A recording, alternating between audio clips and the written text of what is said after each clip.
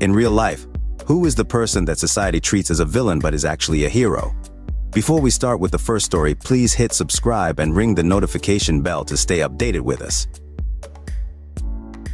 Story 1.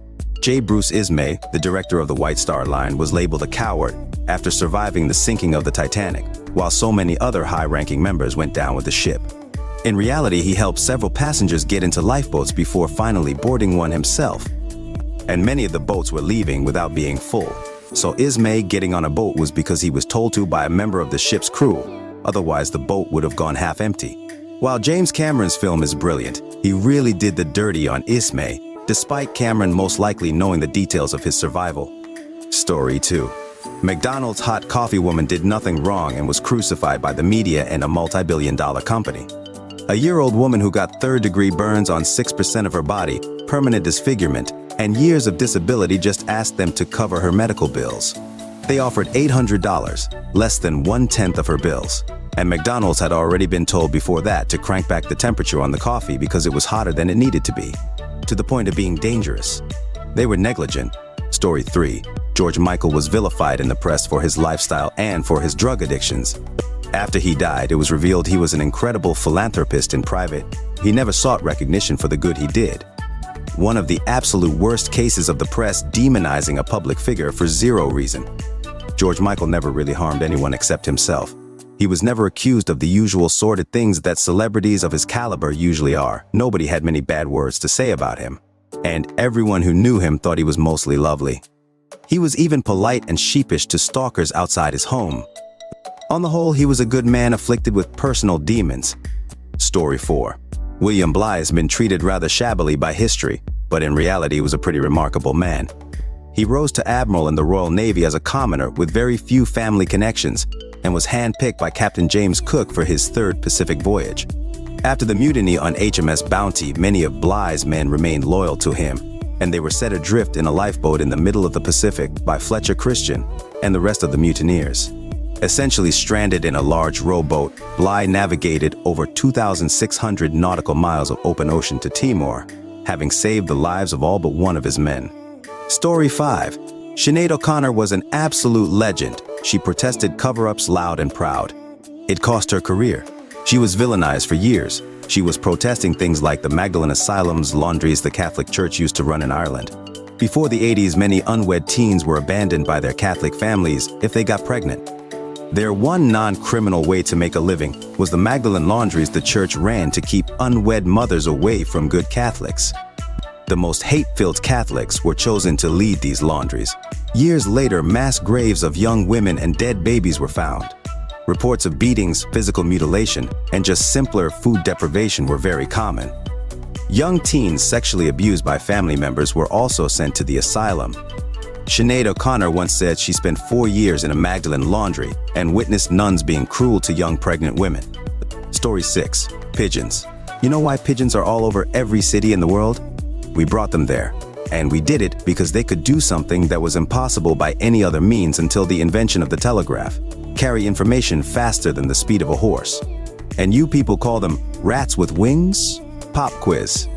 Do you know the difference between a pigeon and a dove? Marketing. That's it. Yeah, that symbol of universal peace, love, and fidelity that flies with olive branches in front of our rainbows and sits on our wedding cakes as ceramic toppers. That's what you're calling a rat with wings. Pigeons and doves are the exact same thing. Your standard pigeon, the gray one with the iridescent purple-green neck, is more properly called a rock dove. In their natural habitat, they build their nests in sheer rocky cliff faces. What a perfect transition then when the industrial age started raising skyscrapers in urban areas. Precisely the reason that we brought them there to carry our messages. And now, just because they aren't snowy white, they are rats with wings. For shame. Story 7. The parent who stays. I think about how difficult my buddy's mom had it. His father left her for a younger woman and moved out of state. He jumped from job to job and rarely paid child support for his 2 kids. The only child support he did pay, she put into college savings for them. She worked as a bank teller, so didn't make a lot of money. Yet our whole childhood, his dad was always the cool guy. Anytime he'd be back, we thought he was the coolest. Partially because he was the one who would cuss, talk about boobs with us kids, and was big into sports. I never once heard her say a bad thing about his father. She always let him see the kids when he was in town and kept her mouth shut when anyone would talk about how cool he is. That woman is the type of saint I wish we all could be. Story 8. Dr. Jack Kevorkian. He was given the name Dr. Death and called a when all he was doing was helping people end their lives when they wanted to with dignity, something that any person should be allowed to do. The movie, You Don't Know Jack, was excellent. Kevorkian was a pathologist, so he knew the score back then. Stage 4 pancreatic adenocarcinoma, that's a game over for most folks in about a year. Glioblastoma? Get your affairs in order as soon as possible. Why should people be forced to live with these typically terminal diseases until the bitter and very expensive end, also known as medical bankruptcy? We have treatments that prolong life, but no cures yet. If stuff is going downhill fast, some people would rather go out health and on their own terms, instead of wasting away and potentially dying somewhere awful alone. Euthanasia should be an option, given the proper checks and balances to avoid misuse. Story 9. Snowden is an enemy of the nation for proving that the nation is the enemy of the people. That one is wild to me. The guy provided actual evidence the government was illegally spying on the people. Yet some people are convinced the villain wasn't the state illegally spying on them, but the guy who exposed it. And then the government canceled his passport while on layover in Moscow, leaving him unable to leave Russia, effectively a hostage there. They then used him being in Moscow to claim that he was a Russian agent all along. Story 10. Plumbers. I've seen people refuse to shake their hands, turn their nose up at them, even after it was that very same tradesman that just got their butt out of a pickle. Modern society couldn't survive without them. Basically any blue-collar job. Plumbers, electricians, garbage collectors, custodians. Society would fall apart without a bulk of these jobs, and people don't seem to grasp just how much they take for granted. Story 11. Ty Cobb was painted as a racist, dirty player, womanizer, and all-around garbage human being by a sports writer named Al Stump, who had a grudge with him. This lasted up until a few years ago, and was even continued by Ken Burns. Charles Learson finally did some research and learned that Cobb supported baseball integration, was a good teammate and good with the fans. It's amazing how one guy can destroy someone's reputation for decades. These are my favorites. Either it's super easy to disprove, or, and more likely, history is a lot more complicated than the writers of the day claimed, and you learn something new. I did a little research on this subject, and it seems true that the majority of sources of the bad stories all come from one source. And if you keep digging, it becomes clear that most of those stories are exaggerated in a way that makes Ty the villain, when in reality, nobody involved was innocent. They also like to exaggerate his victims. Like the fan in the crowd they made out to be in a wheelchair. Turns out he just lost a couple fingers in an accident. Or the two black guys he beat up in an elevator. Neither were black. There definitely seems to be a nugget of truth behind each story, but they are exaggerated so much that the true story is nothing but lies. Story 12. Michael Jackson, I'll die on the hill that everything weird we saw him do was trauma. And he ironically was very misunderstood for someone who openly talked about his traumas. I think if he was in his prime today with so much awareness around trauma and mental health, he would be a lot more understood by the public. He was a child star whose appearance changed greatly during puberty, and he spoke about being teased by his father and brothers for it, and people not recognizing him from when he was a child. He became very self-conscious as a result, and was a rich teenager who could do something about the things he didn't like about himself, and he was in Hollywood where plastic surgery was normalized. He was also a perfectionist, and that same thing that made him one of the greatest artists also played out in him destroying his appearance. As far as the stuff with children, he openly talked about not feeling like he got to enjoy his childhood, and I think he vicariously lived that out through children. He was also extremely compassionate, and gave not only his money but also his time to visiting children in hospitals, even while on tour. The mentality of a predator taker and a philanthropist giver are very different. I'm not saying they can't exist in the same human being, but my personal opinion is I give him the benefit of the doubt.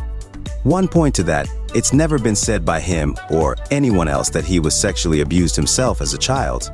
So that wasn't his particular trauma, therefore at least a bit less likely a trauma he would grow up and perpetuate. I'll die on this hill because unlike many other public figures exposed to be predators, the observable examples of his giving and caring nature far overwhelm any proof of his predatory nature with substantial evidence.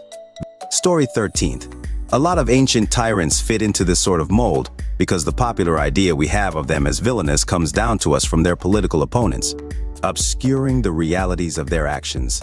Roman emperors Nero and Caligula are commonly portrayed as crazy, immoral villains, yet there's strong evidence that most of that portrayal is the result of senatorial propaganda written against them, because they threatened the established power of the landed aristocracy. Both seem to have been popular among the common people, whom their reforms benefited the most, and both were killed as a result of pro-aristocracy coups. Likewise, Dong Zhuo of Three Kingdoms fame is renowned for being a cruel tyrant, but the reality of his reign is obscured by the fact that we only have his opponents' descriptions of it. And they sought to justify their own decisions to wage an open revolt against the Han Empire by making him out to be the worst ruler possible. We know Dong Zhuo did usurp power, so maybe he wasn't all that great, but most of his evil acts are considered to be exaggerations of propaganda by historians nowadays. And there are arguments that he was actually trying to reform the Han by getting rid of its rampant corruption, and the rebelling warlords were afraid that their own corruption would be targeted next. Story 14. In a way, Captain Hazelwood. He took his guilty pleas. He wasn't drunk at the helm, despite what comedians claim, while he's the eco version of Hitler for some reason. He actually did everything right. He repeatedly asked for relief. He asked for radar repairs.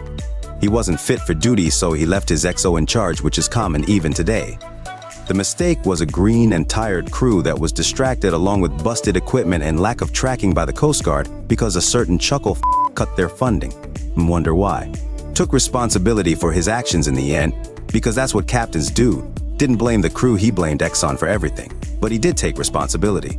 Hazelwood was cleared of the intoxication charges but charged with illegal dumping and discharge. Now, who are the heroes who should be treated like villains? Late-night comedy commentators, because they don't state facts or care to even try and people into oblivion even if cleared of the crimes and charges. Also, they're routinely bought off for slander, so next time a comedian comes to you asking for help, inform them they're a parasite and give them a big hearty kick to the balls. Story 15. Insane Clown Posse. Hear me out. Their music is wild, sure. It's like if someone lets their most vulgar, intrusive thoughts run wild. Also, their fans are known to be wild and crazy and weird, also acknowledged. But ICP receives nothing but hate, even being legally labeled a gang at some point. But you have to think, these guys have created a big following. They are against the flow of society, on the fringe.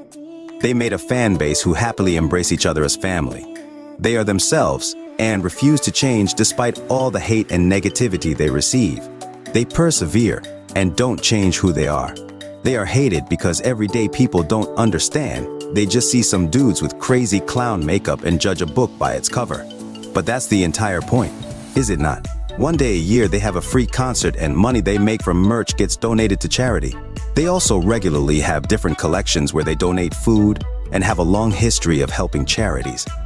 Despite being the most hated band in the world, they do their best to persevere and continue to make a positive impact on society. I would rather prefer people like them as celebrities over the sick pedo greed goblins that currently dominate the entertainment industry. Alright folks, that's a wrap. If you like more of this, please hit the thumbs up and subscribe to the channel. You can also share your thoughts in the comment below. I'll see you in the next video.